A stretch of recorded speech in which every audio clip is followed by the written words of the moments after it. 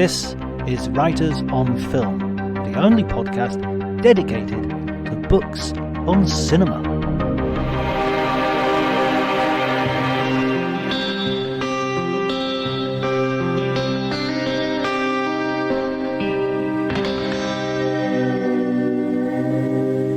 Hello everybody and welcome to Writers on Film. My name is John Bleasdale, I'm a writer and film critic, and today I'm going to be talking to Robert P. Kolker and Nathan Abrams, the authors of a new biography on Stanley Kubrick. It looks like the definitive biography, Kubrick, An Odyssey. If you enjoy the episode, please remember to like, send a review, and subscribe. You can follow me on Twitter at Dr. Jonty, DRJONTY. And remember, there's also a sister podcast, Cinema Natalia, which I present, and which is an English language journey into Italian cinema. So be sure and check that out wherever good podcasts can be found. But before you do any of that, please enjoy the conversation.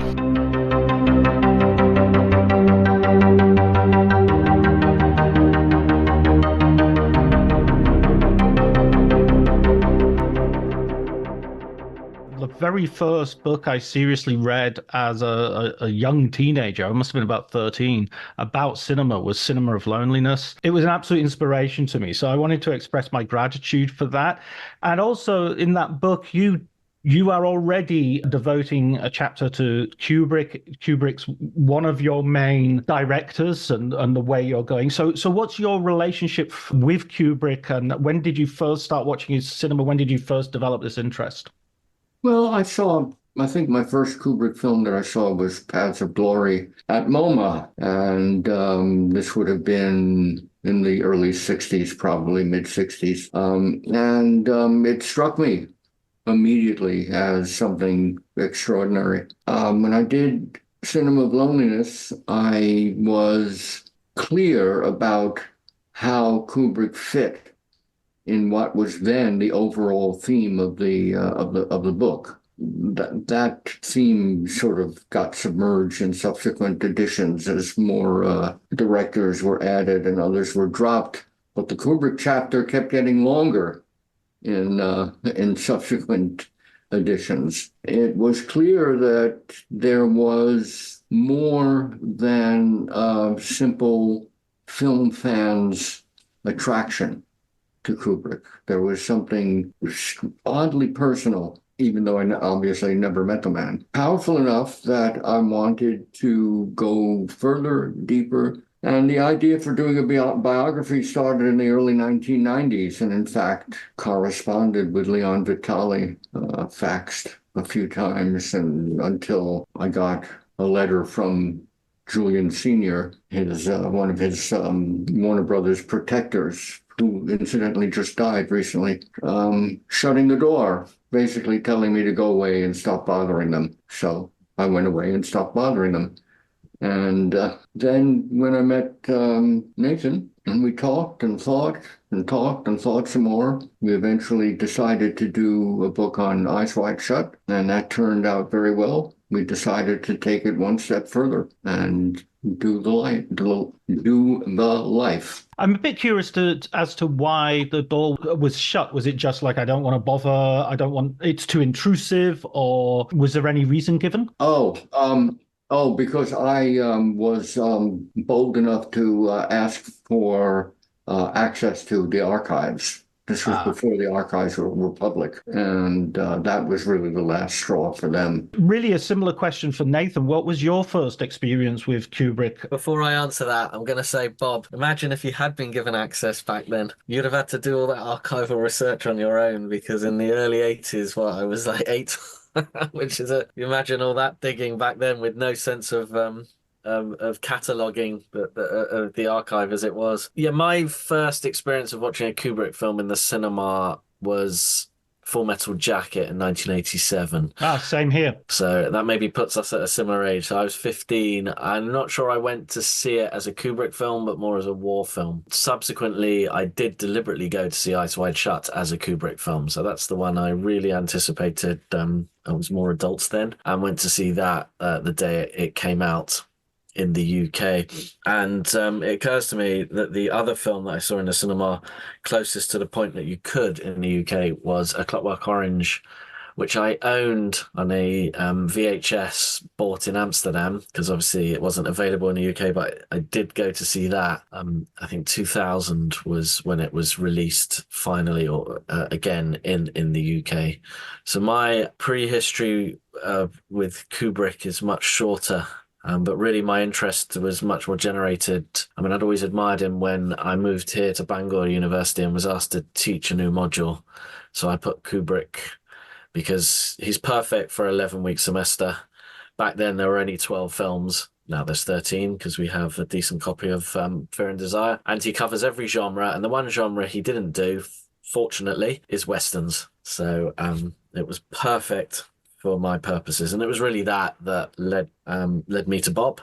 And here we are. And how did that collaboration... Well, you've already said you worked on a Eyes Wide Shut book together, but how did that collaboration begin? Nathan and others had to convince me about the film because on first look, I was really put off by the film. I thought it was a disaster, quite frankly. And it took me many viewings and many conversations with Nathan and with other friends to get to the film's soul. And once I got there, it, like all of Kubrick's films, didn't leave and kept gnawing. So Nathan introduced me to the archives. I did a little scrounging, but I can't hold a candle to the way Nathan works in archival research. It's just something that he does miraculously well and that I don't. But we put a lot of material together. We collaborated on the writing just perfectly, I think. The biggest disappointment was that the book was published by Oxford University Press, who decided not to publicize it. It sort of disappeared. It's reappeared because our current publishers, Faber and Pegasus, the publishers of the biography, have used the few review quotations that did come out about Eyes Wide Shut on the back of the book, on the back of the bio, and that I think has drawn more readers to it. So it's had sort of a second life. When you approached the idea of doing a biography together, and you've already sort of mentioned this in a way, doing it as two writers, was that the division of labor then, Bob? Was Nathan doing the archival research and you were doing more the framing and the writing? No. In terms of the archival research, I did some, but in terms of the writing, this was total collaboration. You would be going back and forth. You would be having discussions. Oh, sure. Yeah. Emailing, sending drafts back and forth, correcting each other, adding, subtracting. We worked well together. There must have been at times disagreements about, I don't know, judgments of films or even disagreements about interpretations of certain moments in Kubrick's life. Was that ever a problem or were they positive and nourishing? I can't remember any blistering disagreements. Nathan? No, I mean, nothing blistering. I think I can give one example of where we perhaps took time to reconcile our views, which is on the value of Spartacus to the development of Kubrick's career, which I see as absolutely essential to understanding the Kubrick that became the Kubrick after Spartacus. And one of the arguments we would have is Bob would say Spartacus lacks irony, which I accept. But not all his films before Spartacus had irony, and the ones that did have irony were because he worked on Spartacus. So I think there's an importance to value the role that played in the Stanley Kubrick becoming the Stanley Kubrick that most people know and love. And the interesting thing about doing this biography is there's different Stanley Kubricks. There's the one in The Photographer, there's the one who made Fear and Desire and Killer's Kiss, then there's the one who makes The Killing, James B. Harris, and there's the one who's married to Christiane with Plaves of Glory. And then there's the mature Kubrick after Spartacus. And even then that changes. So I think people come with their idea of who Kubrick is and then export it backwards rather than read it forwards. But yeah, obviously we might disagree over the salience of a particular factoid or whether we should include something or not. But yeah, it's a very smooth collaboration. I think one of the things that assisted our collaboration and part answer to the previous question that my dog really wanted to answer was I come from a history background and moved into film, and Bob started off with literature and moved into film. And I think those strengths and complementary abilities reflect in the working process, and that I have the patience to go to archives. I enjoyed all that, and Bob has an encyclopedic knowledge of film that he'll forget more than I ever know, and so those complementary abilities meant we didn't have to reinvent the wheel and do everything. I could draw upon what he knew, and also I live closer to the archives, so I could go do that stuff, and I could go contact the ones around the world to find additional material.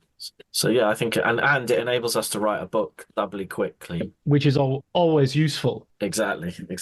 And there's always a feeling, as I was reading the book, there was always a feeling of a sort of the road not taken as well. That, in terms of Spartacus, that was true, but also in terms of One-Eyed Jacks and in terms of other things, that was a sense of like, if he learned a lesson, it might be a positive lesson. I'm good at doing this, but it also might be a negative lesson. I'm definitely not going to do that. I mean, perhaps one of the best examples of that is Fear and Desire, where the lessons he took away from that were a very mixed bag indeed, and he sort of came to regret them.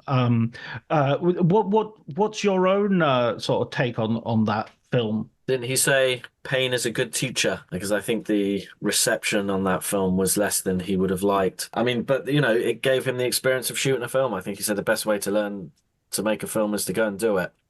And that's exactly what he did with almost zero training. And he made plenty of mistakes. Although the interesting thing is he repeated them again in some senses on Killer's Kiss in terms of technical processes. But narrative-wise, he did learn to be a bit more subtle, because in Fear and Desire, as we say in the book, I think he showed his hand too much. The chess master revealed his strategy in advance. It's not immediately obvious in Killer's Kiss. Killer's Kiss is if you want to say, a better film than Fear and Desire, but not considered one of his greatest. But maybe by The Killing and Paths of Glory, he's learnt to conceal his hand better. One of the periods in Kubrick's life that we learned most about and were most revealing were what he was doing in the early 1950s, which I think no one else has commented upon in as detailed as we have, as Nathan has, in discovering the letters and the stories that he wrote, and his life in the village and his marriages.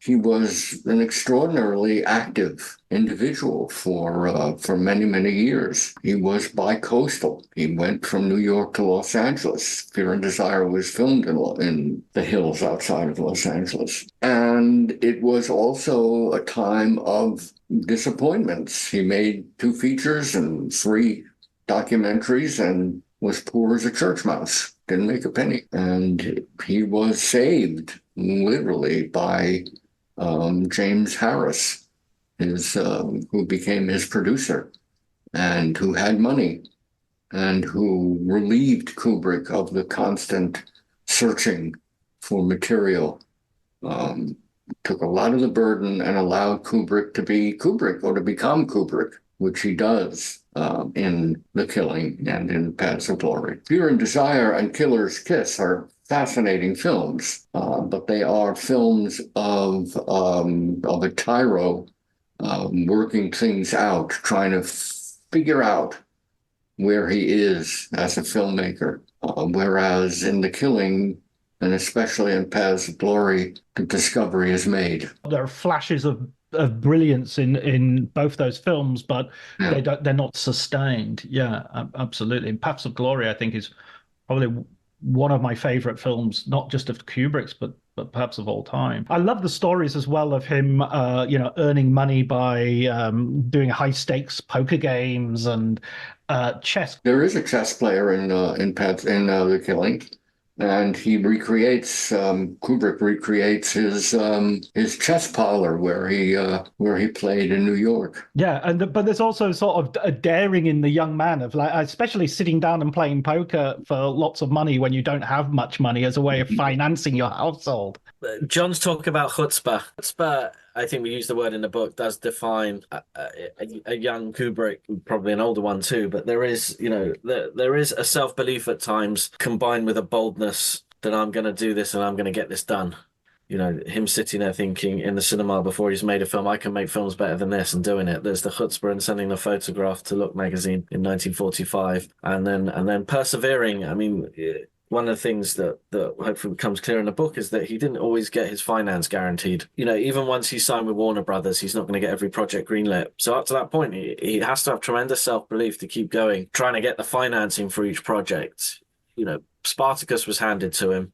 One-Eyed Jacks was handed to him, but as he suspected, that was probably never for him to direct. But the films before that, he had to beg, borrow, and steal, and he had to do the same with Lolita and with Dr. Strangelove and with 2001. So it isn't just this kind of, it looks like a trajectory where each film is better than the last and Kubrick's on the up and nothing can stop him. But I don't think he would have seen the reality that way. So it keeps tremendous self-belief to keep him going, every time he's getting knocked down. Because, he's at the height of his powers with 2001, and he's emerged from Doctor Strangelove with his critical esteem. He can make a movie with money that makes money. And then, look at the initial critical reception of 2001, which really...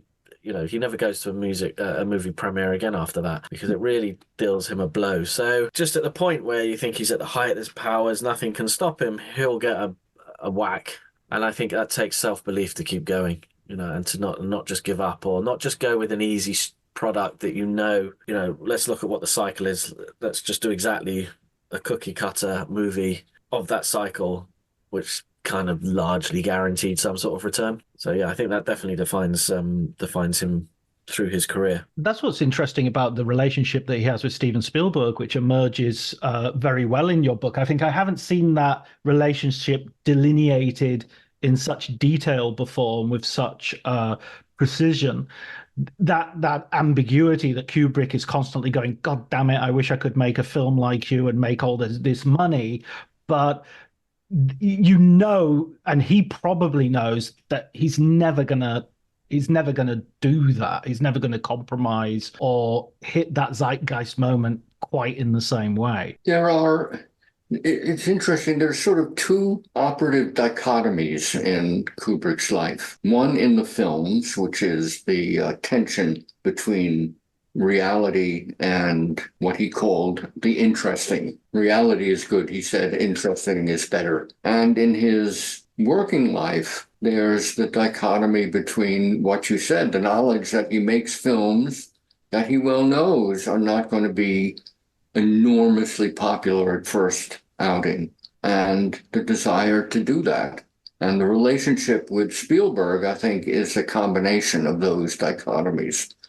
There's no indication that the friendship was anything but mutual and sincere. But I think part of the relationship was that Kubrick wanted to buddy up with someone who made films that were enormously popular at first go, as opposed to making films that only became enormously popular years after they appeared. And even extending a professional relationship in terms of becoming a producer of AI and sort of handing it off to Spielberg, which ultimately occurred posthumously. I think he recognizes as well that Spielberg can make films in not in less than half the time. Kubrick's dithering over Aryan Papers in '93. Meanwhile, Spielberg has shot and is editing Jurassic Park whilst shooting Schindler's List. And there was a recognition, and that's in part why he handed him AI, that he could shoot this quicker. And one of the things he joked was that the reason why he couldn't use a real child actor in AI is because by the time he'd done with him, he'd have a beard and an Adam's apple. And so I think there was that recognition that he was a slow worker, but he couldn't do anything about that. Yeah, I mean, even in The Shining, Danny Lloyd seems noticeably older at certain scenes than others. He's aging as the shoot progresses. On that note, I didn't realize this until a visit to the archives more recently. They had two pairs of shoes for him. I think the ones he wore and the ones he might have grown into. So they did plan ahead for The Shining in recognition of just he wasn't a quick worker. I mean, these things are quite consistent as well when it comes to, again, going through the earlier period. There's always this sort of attempt to hunt up a story, attempt to find a book or a literary work like Lolita that he can work with. There's always this slightly torrid relationship with writers. Jim Thompson is an early example of that as well. And that sort of continues all the way to the end, and Frederick Raphael and Brian Aldiss and others. It would have been so much simpler if he'd sort of just had that original screenplay in himself. Well, if you're asking, could he do an original screenplay himself? Is that the question? I guess so, yeah. He was clear that he couldn't do that. He was clear that he needed a literary reference or literary foundation on which to build a film. That was true for everything except the two earliest films, Fear and Desire and Killer's Kiss. Do you think it was the experience of doing those films that made him think, right, I need to have something these don't work as stories, these don't work as characters? I expect so, because he kept writing ideas for stories. A lot of them, frankly, silly ideas. At the same time, ideas about marriage and jealousy and sexuality that would become Eyes Wide Shut many, many years later. He discovers Schnitzler, and he discovers Stefan Zweig, and he sees in those writers themes developed that he was only tinkering with. And so he wants to make a film of a Stefan Zweig story, The Burning Secret, and gets almost to the production stage before it's dropped. And Schnitzler is with him throughout his life until at the end of his life, he finally gets to do the film. I wanted to come in there to reflect that it's every stage of Kubrick's process. Had he been able to generate an original screenplay or work from one, had he been able to not research as intensively, had he not been able to exhaust every possibility before actually, editing, then everything would have gone quicker. So it isn't just the screenplay that's at issue. Every stage of the process is laborious. I think the quickest he took to make a film in his mature years was 2 years, from announcement to release. So everything is laborious. I think in part because he didn't have James B. Harris to help him out, and in part because of his character. One thing, it just recurs to me that we did we disagreed over is the extent to which Kubrick was a writer. Bob gave him more credit than I did. I said he's a good adapter at best. So he did adapt. A rewriter rather than a writer in that sense. So he would sort of put things together and rephrase things, but not actually generate that stuff. Yeah, he couldn't generate an original script. I mean, by his own admission, he's a terrible writer. And if you look through some of the early stuff, it's, he could add ideas to a film. And the early stuff, some of it has a plot, there's characterization, there's script, there's scraps here or there. He did Clockwork Orange, Barry Lyndon, Napoleon, and Aryan Papers on his own.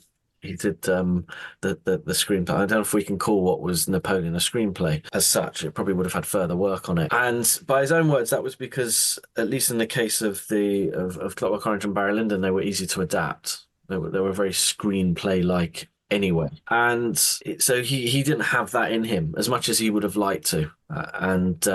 So he always then needed to work with other people, and preferably writers who weren't the writers of the source material. It's interesting because I'm kind of thinking how, wishing that Kubrick would hurry up, so to speak, or not do, is kind of a bit like wishing Jackson Pollock was a little bit neater. I mean, it's part and parcel of their art, of what they, if he did speed up, then you wouldn't necessarily get Barry Lyndon. You wouldn't necessarily get 2001: A Space Odyssey. The process is I mean, let me phrase that as a question.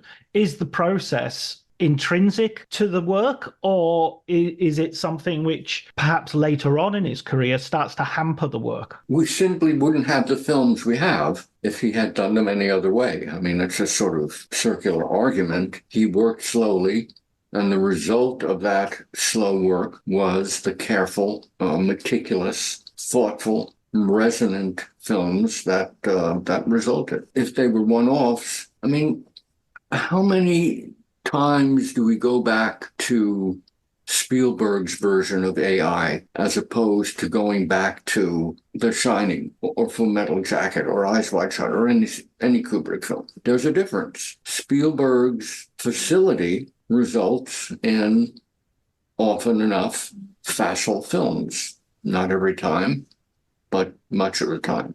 Kubrick's different kind of facility is the result of very careful planning, very thoughtful, and full of doubt, I think, in the process, in the best sense, in the process of coming up with a film.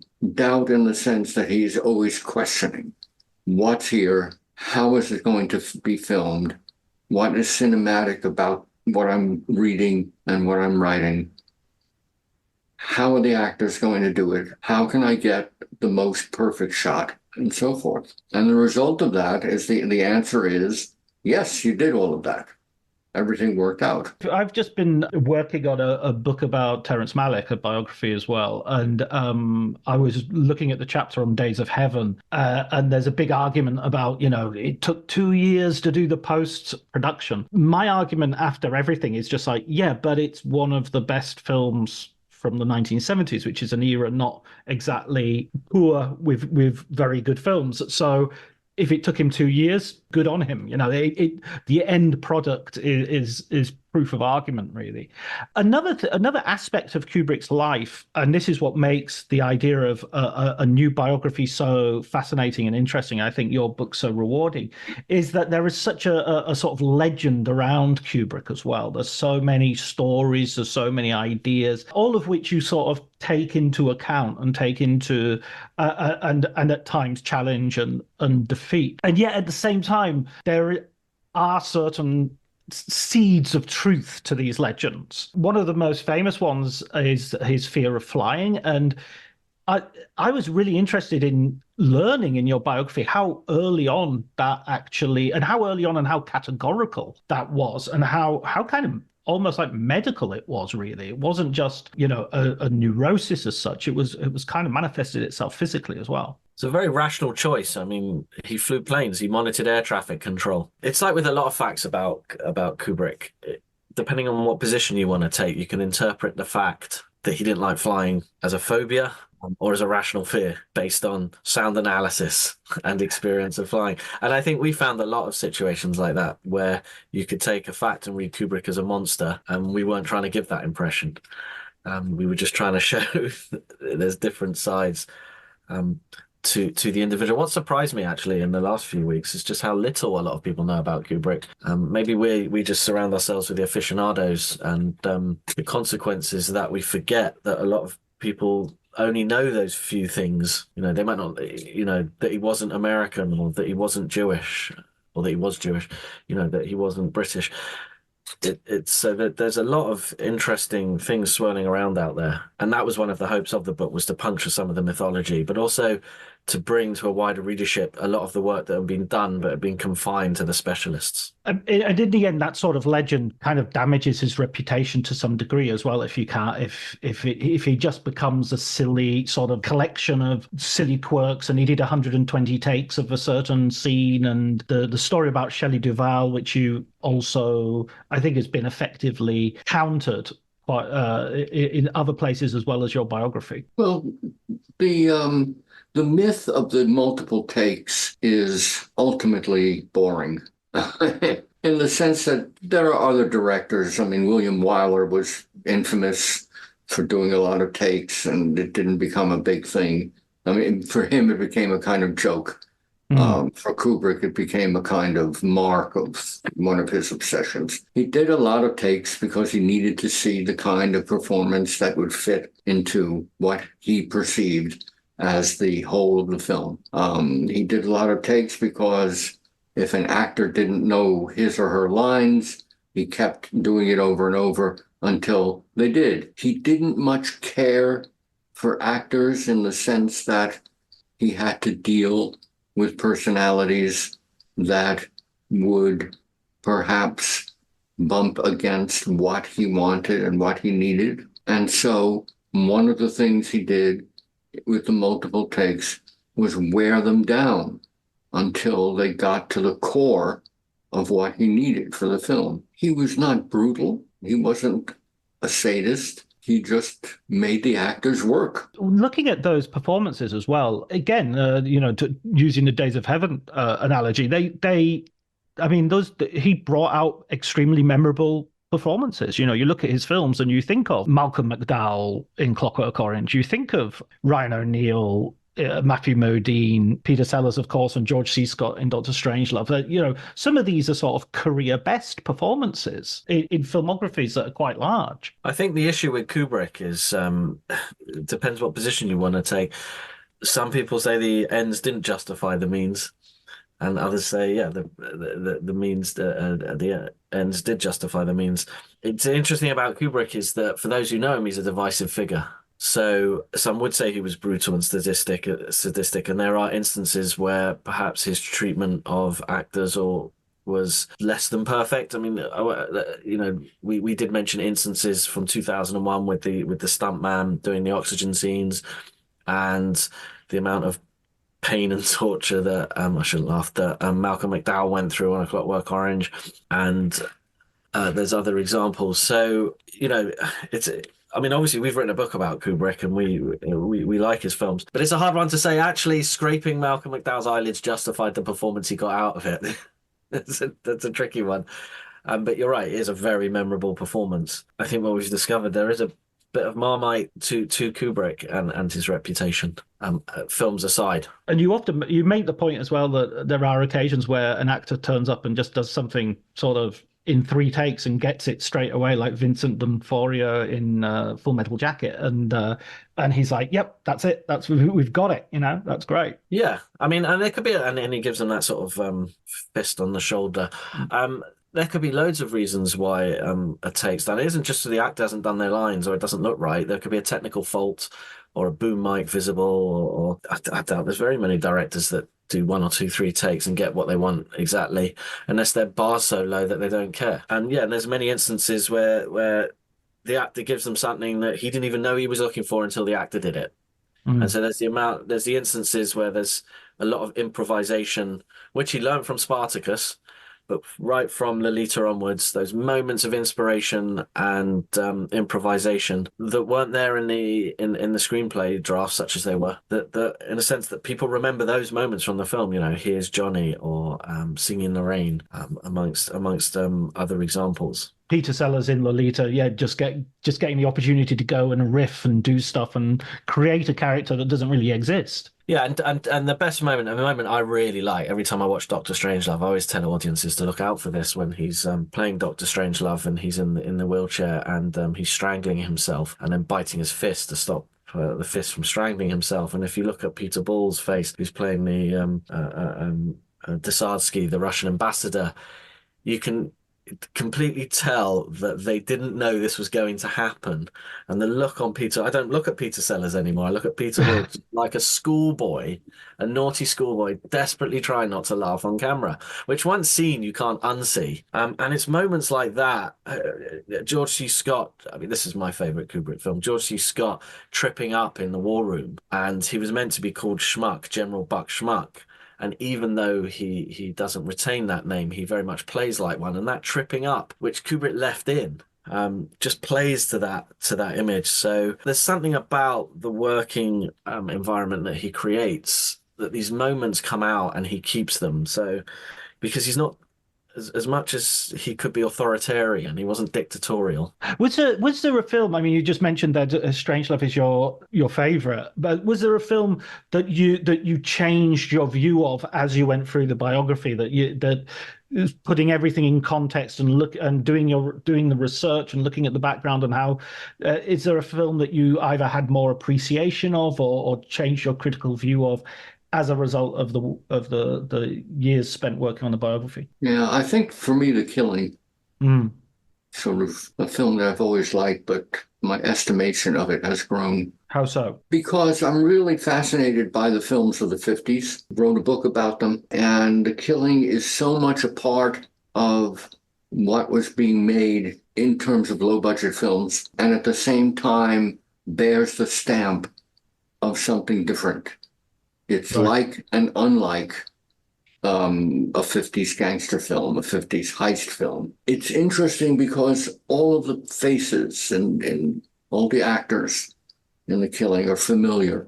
They are, for the most part, actors who've appeared in dozens of films of the period and earlier. They're familiar faces, and yet they're doing unfamiliar things. I find the time scheme and the mix-up, the breaking of linear narrative fascinating, which the studio obviously hated, and which at one time in the process, Kubrick and Harris tried to straighten it out to make a linear film, a linear narrative, and they found it just didn't work. So they added the narrator, and the narrator for a long time for me seemed to be an intrusion.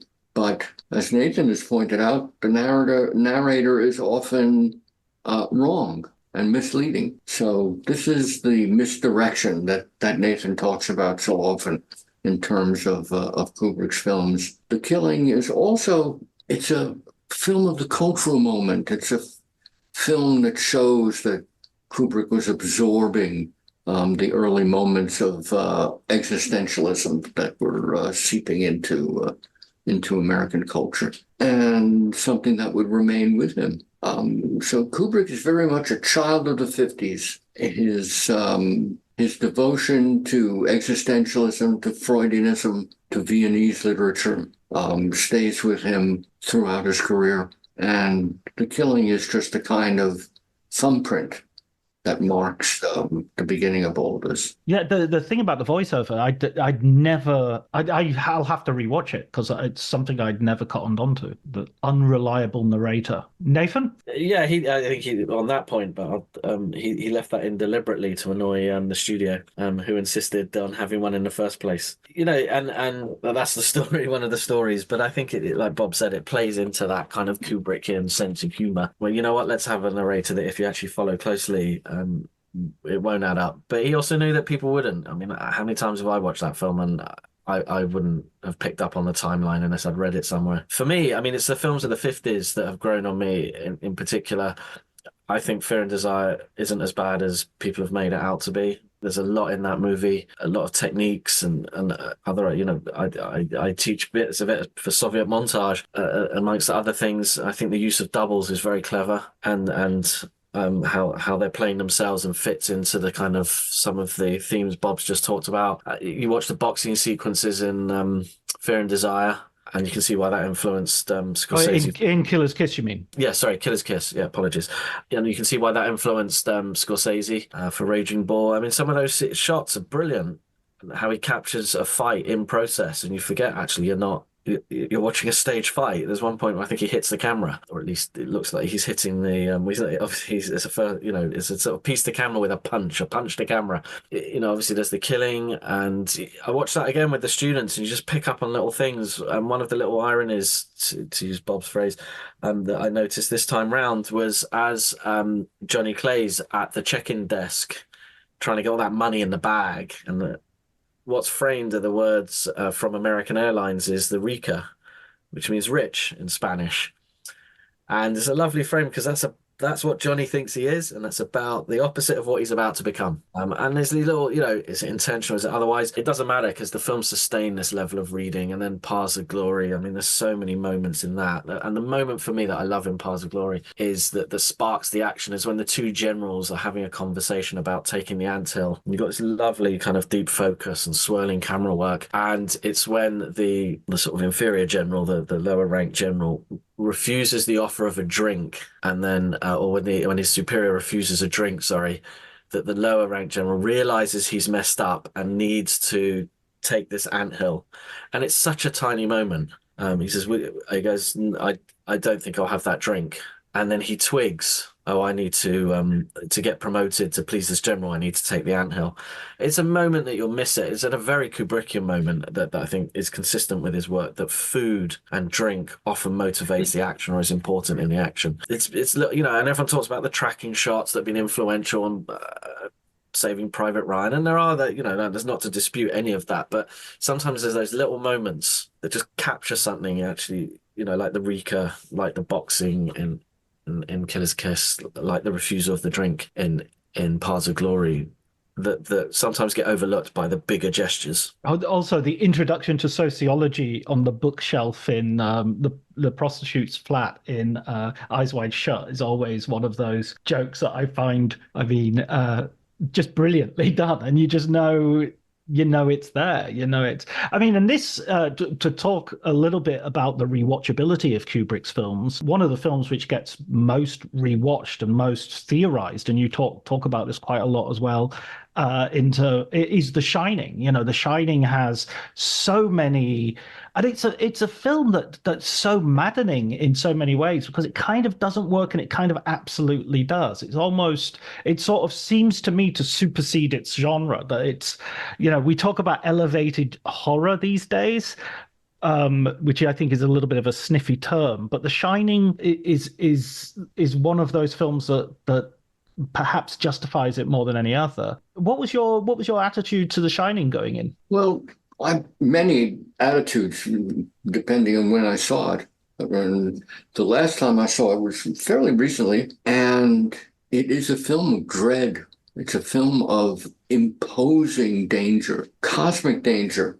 I'm taken by the fact that, and this is a whole other conversation about Kubrick's use of music, but the use of the Dies Irae, the Day of Wrath theme that occurs at the beginning of Clockwork Orange and also at the beginning of The Shining, the sense of ultimate doom that I think hung over Kubrick. I don't know if it hung over Kubrick's work, the sense that things will end and end badly. And The Shining, there's so much nonsense about The Shining. And maybe that's because what The Shining is ultimately about is really scary, scarier than a ordinary horror film.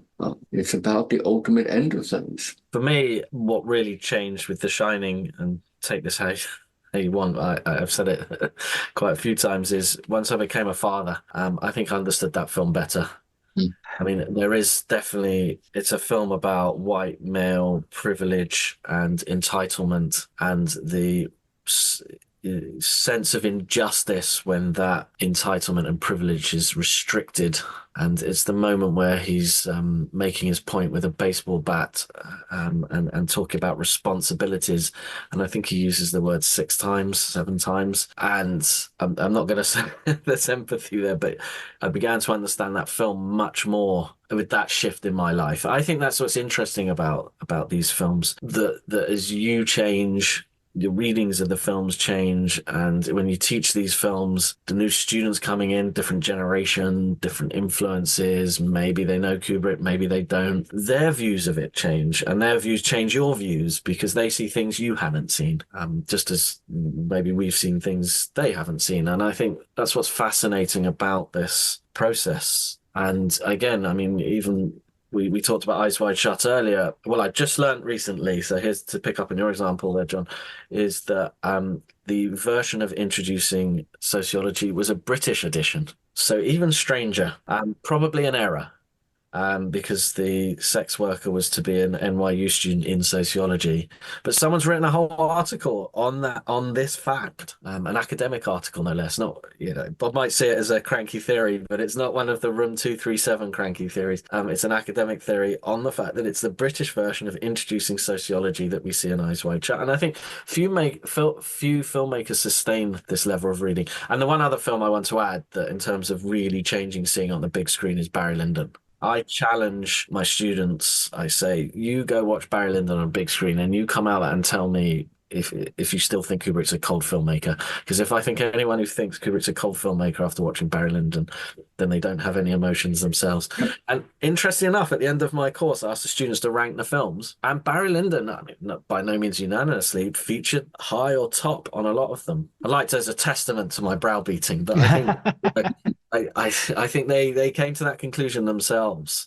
That, when you see Barry crying on that big screen, how can you not be moved? Absolutely, absolutely. And the words of the narrator, which are often so frequently framed as a sort of alienating device, are actually, you can say what you like about Barry Lyndon, but he loved his son, incredibly moving.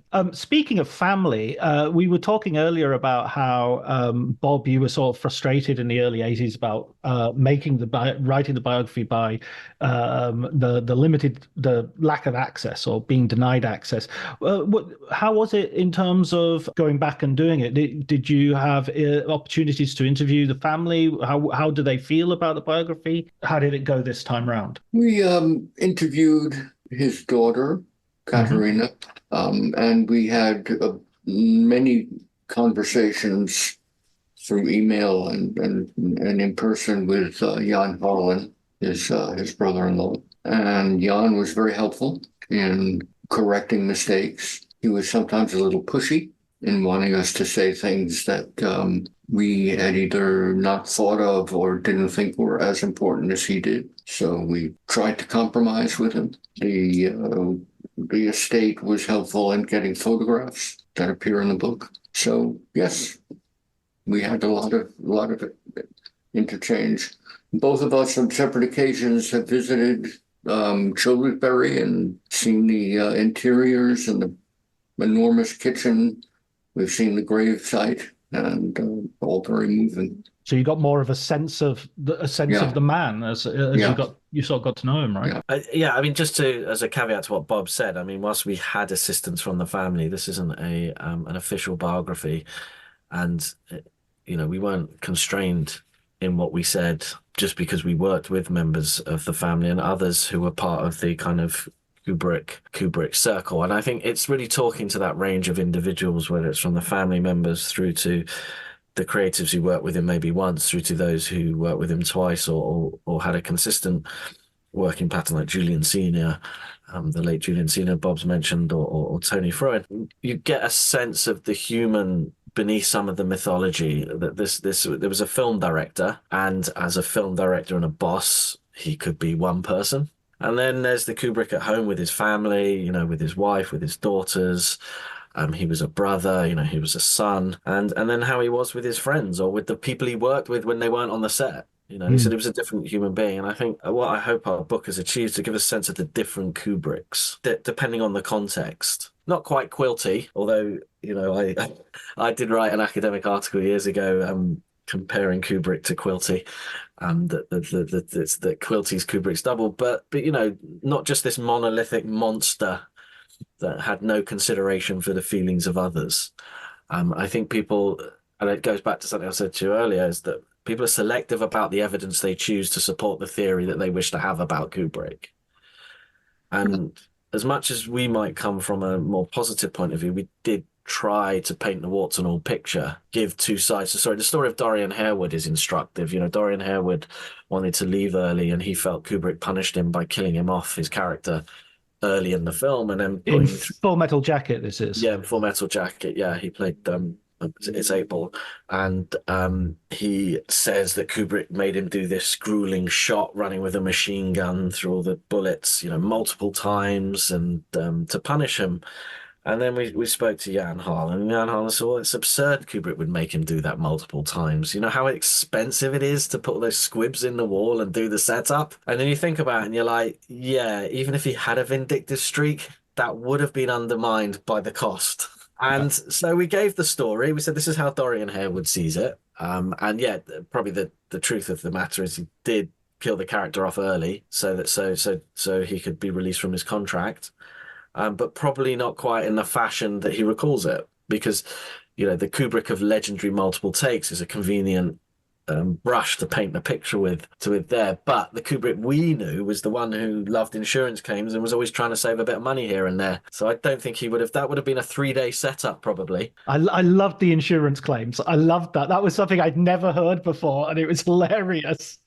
We learned that through multiple interviews with one of the Warner Brothers lawyers who worked closely with Kubrick, and just filled in the most wonderful details of the working and the personal life, and the absolutely legitimate use of insurance claims to buy time and get things in order was a wonderful revelation. Well, were there any other revelations? I mean, there's so many in the book that it's a little bit putting you on the spot to ask. But were there any other revelations that you just thought, that's a beauty. That's something I love. That's going straight in the book. That's a tough one to answer, because I'd rather hear what you thought.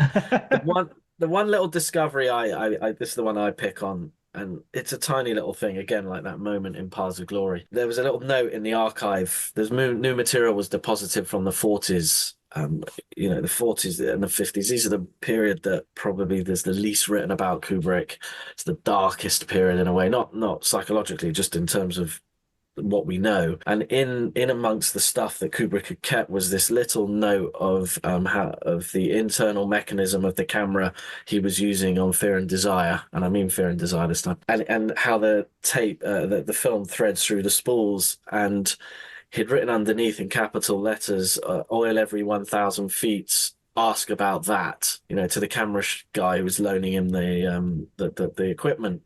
And you just think, well, the director that used push processing on Eyes Wide Shut, or front projection on 2001, that innovated so many techniques, he might not have created the Steadicam, but he pushed its use in The Shining. That's where everything begins, is this tiny little note asking about oiling a camera every 1,000 feet, and that was kind of the acorn of. It's tempting to say the rosebud, but the Kubrick that people understand came from that. There wasn't always that Kubrick that we know now. He had to learn along the way. So I think the revelation for me was, interestingly enough, no revelation. That what I learned was the Kubrick that I had somehow always known, but never articulated as well as we did in the book. This was the man in full, and all those little parts, the oiling of the camera, the infinite number of photographs that he took for Look magazine, the desperate stories that he jotted during his unhappy Greenwich Village days. They were all of a piece of what was ultimately an artist who was relatively at peace in the last period of his life, settled in the British countryside, making the films that he wanted to make, not making the films that he didn't or couldn't make, surrounded family by family and who knows how many cats and many, many dogs, and at play and in contention with his daughters, living with a wife that must have been the most understanding person in the world, and who managed by living her own life as a painter. All of these just fit in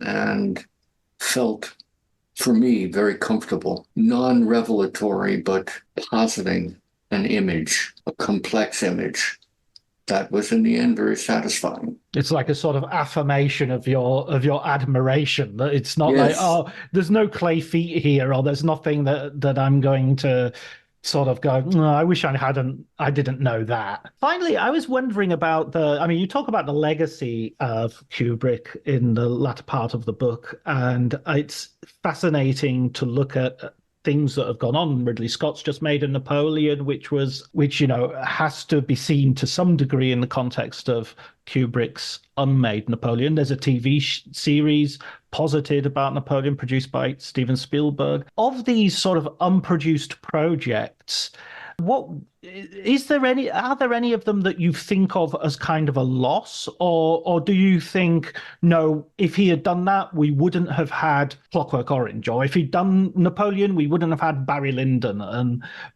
are there any sort of any of those projects that you really think, oh, the world would have been a richer place if that existed, or are you at peace with it, as you described Kubrick being? Well, I mean, you can't make up what's not there, obviously, but if we had AI or Aryan Papers, there would be no Eyes Wide Shut. There might have been an Eyes Wide Shut. I would have been intrigued to see what Kubrick's Holocaust film. I think it's just come out and it's the zone of interest. Had he had the opportunity, obviously that book wasn't written when he was alive.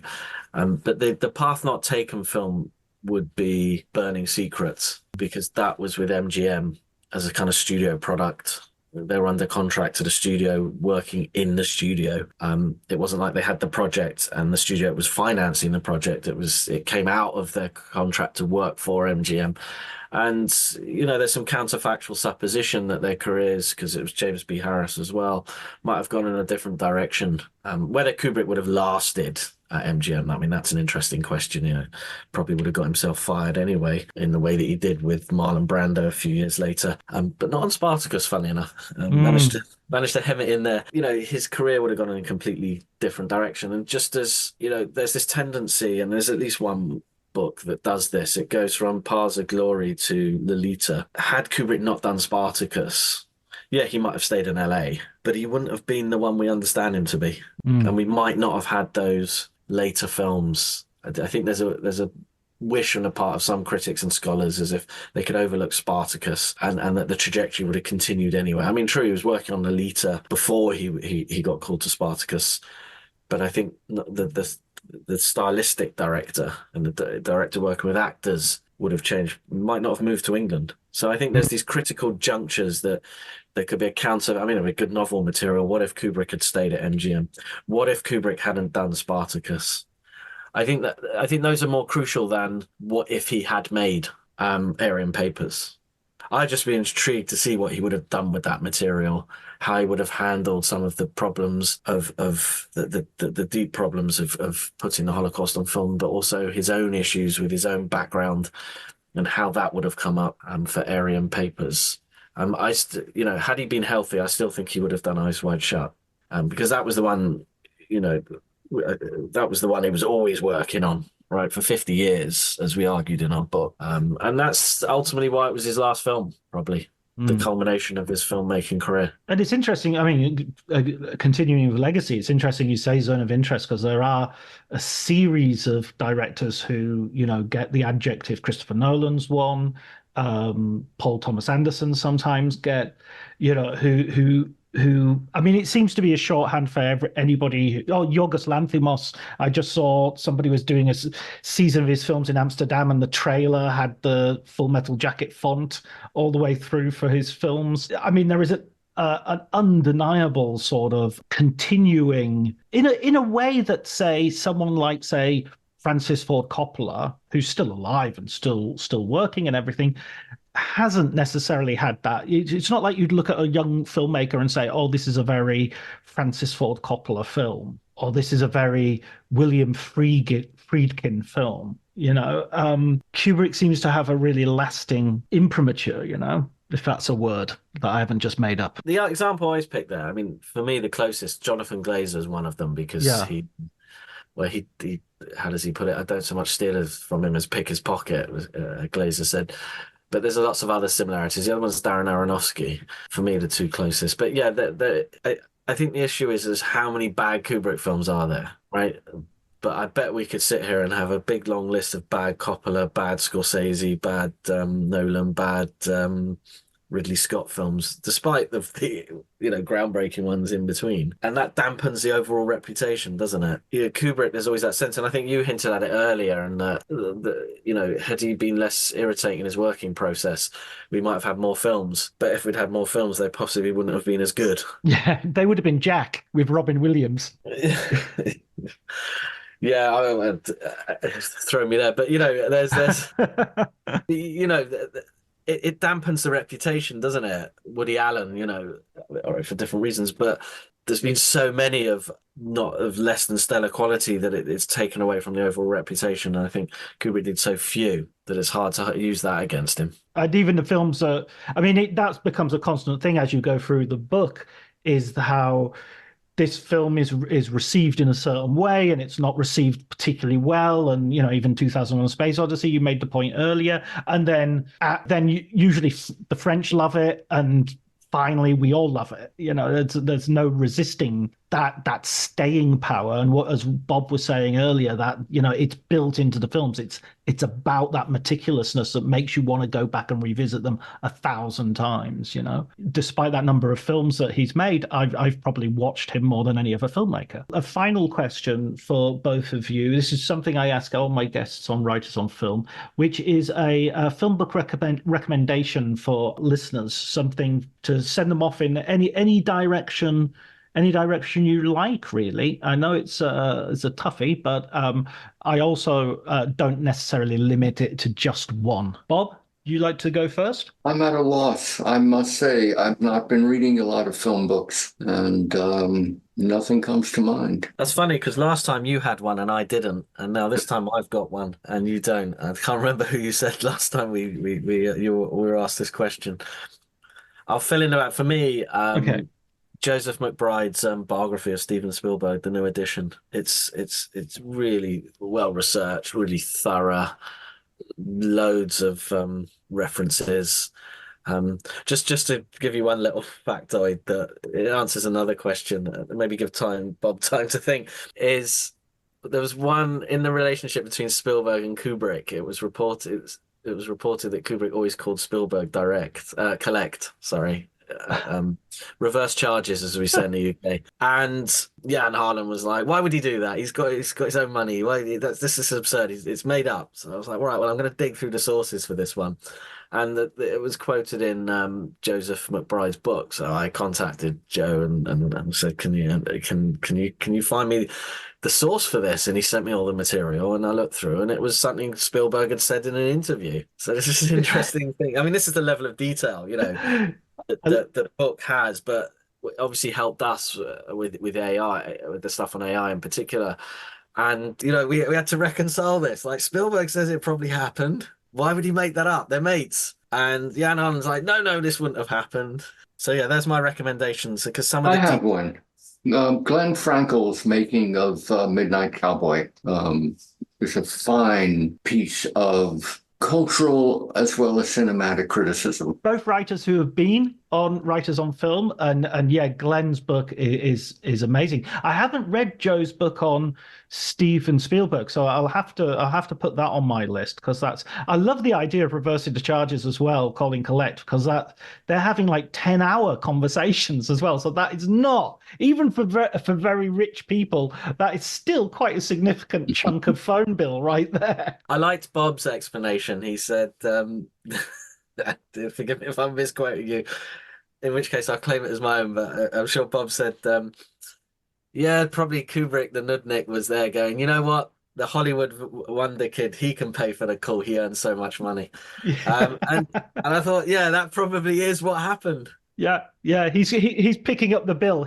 He'll pay. Yeah, and he's making so much money off E.T. He's making so much money off Jurassic Park. He can pay for the call. I thought that was an elegant solution to this. Well, he did it, he didn't do it scenario. Maybe in the next edition we can put that little gloss in there.